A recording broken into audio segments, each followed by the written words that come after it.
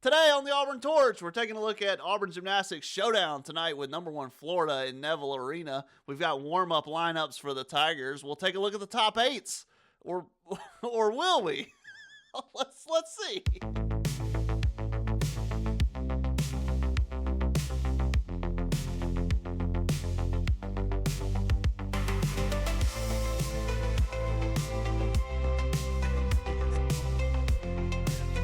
Well, we do have top 8s, in a way.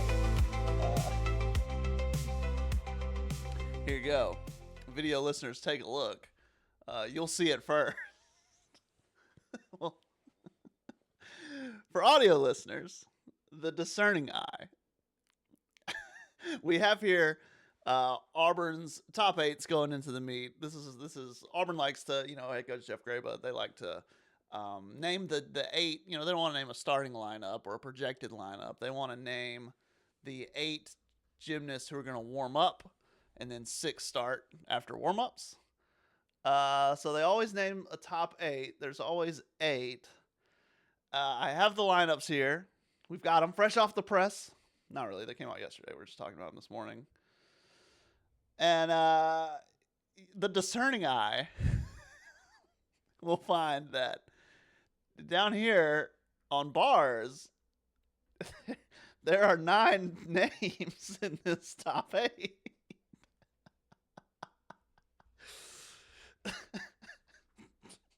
Which I think Jeff will laugh at me tonight, I think.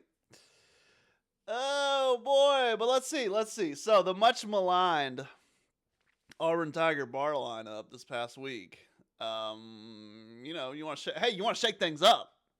We're not even going to have a top 8. We're going to have 9. You know what? Why don't you start 7? Now you're thinking with your brain. What if you just start 7 and you still only have to drop 1 score? So you're scoring like a 58. That's how you win right there. That's how you do it. All right, audio listeners. We've got a top 8 here, and there's 9 names on the bars lineup. They're going to warm up 9 instead of 8. A break from tradition for the Gators tonight, for the meet with the Gators tonight. This lineup is the entire lineup. I'll go over it. Is mostly the same as last week. This week, Hannah Hagel is in on warm-ups for bars. So, could be a lot to go into that. I think just Hannah Hagel coming in and pushing some people, I guess is the goal. I don't know if warming up one more, maybe, I don't know. That it probably breaking from tradition, I would imagine, puts a little sense of urgency into everybody. Anyway, all right. Let's just let me settle down. Let's start with bars. Even though Auburn, I want to draw on this. How do I open with? Just do MS Paint. Even though Auburn opens with vault, this is the news. Is the bars here? Kiko Jong still in the warm up lineup. Here, audio listeners. Here you go. Bars: Bryn Bartman, Charlotte Booth, Emma Grace Boyd, Olivia Greaves, Hannah Hagel, Julianne Huff, Alex Irvine, Kiko Jong, Marissa Neal. That's your lineup, your warm-up lineup for bars for Auburn. The difference here is Hannah Hagel's in. So Hannah Hagel's in. Everything else was the same last week. Kiko warmed up last week, but we talked about that the other day. Didn't make the starting lineup. If she is able to make that step forward and get in the starting lineup, that would be big for Auburn. With Hannah, let's see. So when we're looking at it here, the starters. So let's see. Charlotte Booth started both times.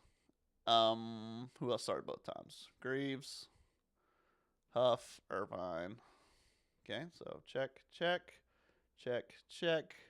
and Neal. Neal started both times. Okay. The difference from meet 1 to meet 2 was Bartman started meet 1. Then Emma Grace Boyd started meet 2. So Hannah Hagel joins the lineup. Obviously, I mean, there's obviously just based on history, Bartman and Boyd seem to be, where some changes happen. Hagel could come in, push those two, but really, I mean, really, you know, uh, the tough performers on bars last week were, Charlotte, Emma Grace, and who's the other one? And Greaves. You don't know. Greaves is so experienced. You don't know if Greaves, get sad or anything. But yeah, I mean, could you see? I mean, could I envision a world where a Hannah Hagel comes in for a freshman and a senior just kind of calms things down and buys her some time and gives her a chance to recover? Yeah, I could see that. I could see Hannah Hagel coming in and just kind of being that card that can be thrown like Bartman or Emma Grace. And then, but hey, man, best case scenario, you're an Auburn fan. The Kiko is starting. That's your best case scenario, and then the whole lineup. And then two changes come to the lineup, right? So it's basically 33% of the lineup is different, which, the whole new lineup. So if you're an Auburn fan, I think you're rooting for Kiko. You don't want to rush it, but you'd love to see Kiko get back as soon as she can. Again, no one has more stock in Kiko Jong than Justin Lee. I think. I mean, it's not like it's some secret. Like, everyone knows she's good. I think a lot of people think she's great, and I'm like, nah, bro, she's excellent. Anyway, but so is Marissa Neal, the silent assassin. Okay, let's go back to Olympic order. Let's go back in time. Vault, same lineup, same warm up lineup as last week. The vault lineup has been the lineup played with the least. It's been the same 6, and I think in the same order the first 2 meets. We will see if that changes any this week. Obviously, the one to listen. I'm if you're listening to this, I'm kind of and you're new to following. I'm kind of I'm not focusing on the high up, the solid starters, right? The sure starters. Okay, Alex Irvine's going to start. Marissa Neal's going to start. Greaves is probably going to start. And it's like, I'm not to pick on whoever's at the bottom of the lineup, but that's where the changes could happen. So anyway, if you're listening, I'm kind of assuming some stuff, or we're kind of, I'm kind of skipping over the establishment, the established ones to see where things might change. So that's the perspective we're at right now. We're looking at what might change. So I mean, obviously, if I were previewing Auburn, Florida, in a different way, it'd be like, hey, look out for Paige Zancan and Sophie Bell on vault. Like, that's who you need to watch for. That's who's good, right? I'm on a different wavelength right now. Okay, so Sophia Bell, Paige Zancan, definitely going to start. Well, I mean, this whole vault lineup has been pretty similar. I think I pointed it out last week, but besides Bell and Zancan, the starters here are Bell, Zancan, Marissa, Mia Leverton, Julianne, and is it Greaves? Yeah, Greaves. Okay, these are your starters. This is the 6. Outside starters, okay, so Jersey Woolsey's an experienced upperclassman who could come in. Bryn Torrey is a freshman who, again, got her first kind of warm-up experience. She didn't get to warm up in the first meet, just kind of coming back, trying to get up to full speed and full health.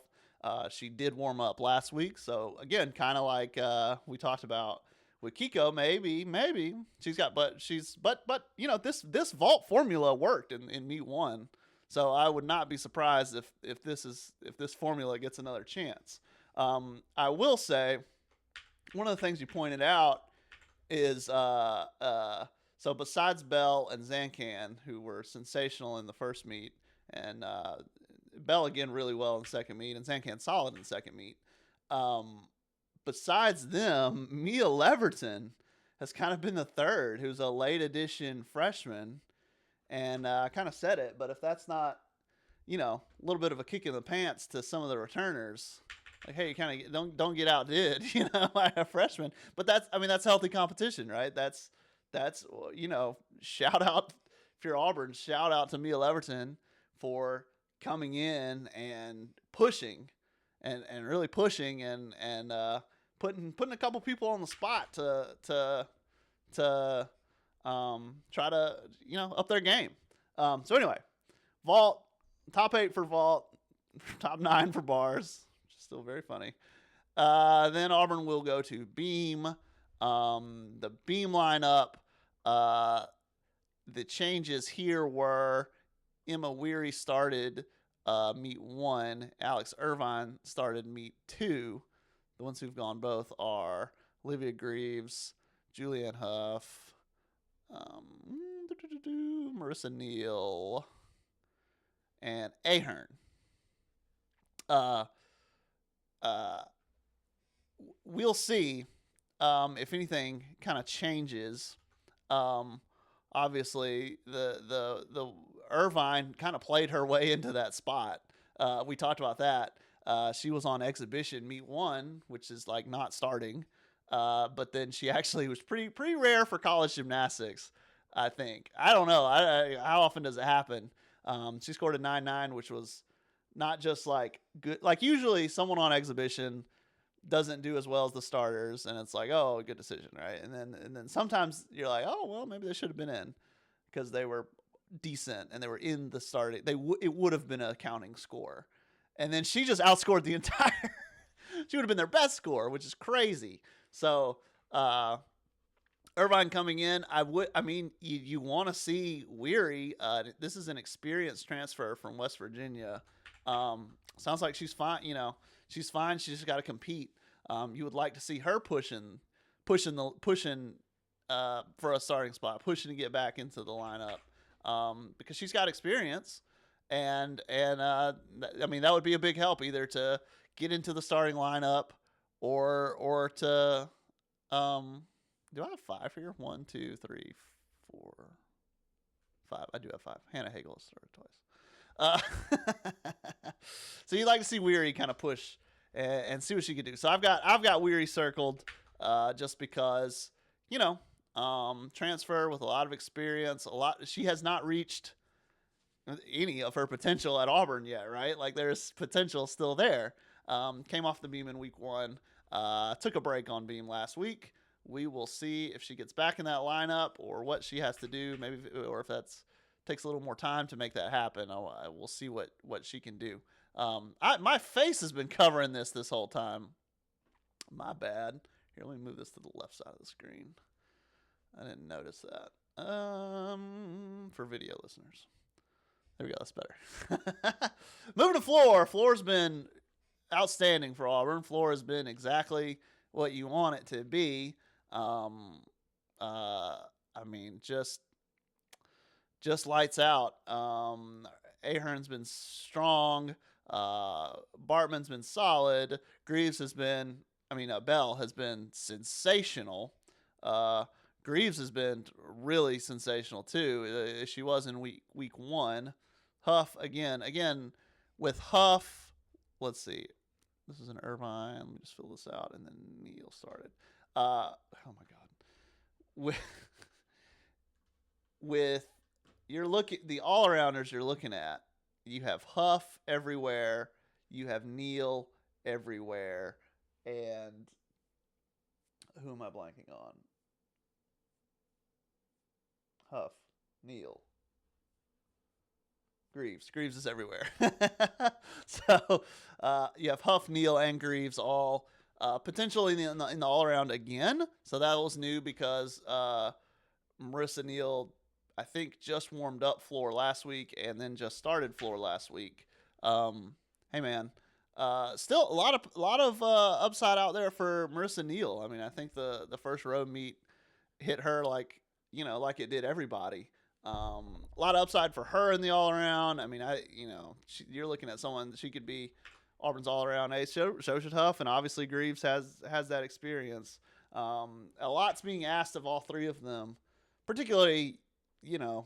Obviously Auburn is hopeful and wishes that Kiko would be full speed very soon on all the events. And in that case, that's going to throw that would throw a wrench into pretty much every lineup. Um, yeah, Florida's been strong, and that's the one where, to me anyway, just watching. Maybe I'm just spoiled by watching Auburn, but that's the one where things are usually pretty rock solid. You usually don't overshoot it, and you usually don't underscore or have disasters either. That's usually the most consistent event, and Auburn will get to do that last. So that's good. But the question for Auburn is over here on the left, how does Auburn start? Like, that's the question. Beam and Floor's going to be great. Beam's probably going to be pretty good. Where vault and bars, and what mentally do you do to erase a meet you wanted to forget last week? What do you do? So ultimately, all told, not too much change. Bars has 9 people, which is very funny. We'll see if they start 7. That'd be electric. History made in Neville Arena, breaking the rules. So a lot similar. On Florida, if you're interested in Florida, you're going to want to watch Kayla DiCello. Here, I got their roster. You're going to want to watch Kayla DiCello. You guys would like her if you haven't seen her before. And she's up there in the kind of the Olympic, if 5 went to the Olympics, I'm sure she was. If 12 went, I think she would have gone, or 10. She was up there, and does great stuff. So does Sky Blakely, who's another one. Those 2 will be the kind of the big scorers, especially for them. But they're all big scorers. I mean, they're number 1 for a reason. They're the Gators. So, but DiCello is my favorite. You should look out for DiCello. So we'll see. 197.1 to start the season. You want to score like that, and 196.075 at Arkansas. You want to flush that one and forget it. Unfortunately for Auburn, not too much. Nothing as far as Kiko getting in on another event or anything like that. But hey, man, even though the warm-ups are the same, the lineups could change. The lineups could have a significant difference from what we've seen. So you're basically, if you're watching, obviously every event score, you want it closer to the first meet than the second meet, right? So I'm going to try to put something out that kind of helps it get easier as far as like what to watch for. But like clearly on each event, the first thing you want is to get back to where you were for NC State. Like that's the first thing you want. And like Florida, I spoke on this yesterday. I don't know if it made sense or not, but when number 1 comes to town, it's not quite like, when South Carolina women's basketball comes to town and you're just like, oh God, like we're going to die, right? Now, is Auburn going to win? Statistically, the numbers suggest no. The numbers don't really give Auburn a chance. College Gym News, they got numbers they crunch, and they're like, even if Florida counts a fall, like the numbers are still just not in Florida's favor at this point in the season, and with what Auburn's got going on. And Florida's Florida. You got it. They're Florida. But all to say, when number 1 comes to your arena and they go up on the bar, and in the back of the judge's mind, they think, okay, even subconsciously, right? This is Florida. This is the best in college gymnastics. These are the crispest maneuvers. This is as good as it gets, right? Good as it looks. Florida's going to go up there. Hey, this is what a handstand looks like, right?